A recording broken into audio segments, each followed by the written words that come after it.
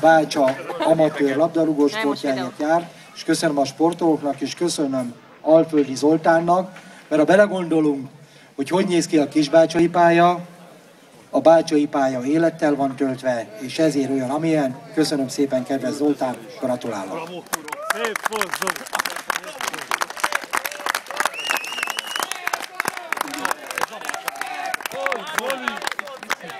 Köszönöm szépen! Úgy gondolom, hogy az elismerés a csapaté. Szerintem híven bizonyítjuk, hogy a nehéz helyzetben is lehet jó közösséget alkotni, jó közösséget működtetni.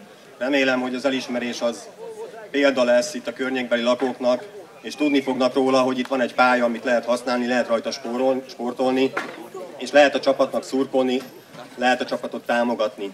Remélem, hogy még sokáig így lesz, és sikeresek leszünk, és büszkék lesznek ránk itt a városrész lakói. Köszönöm szépen!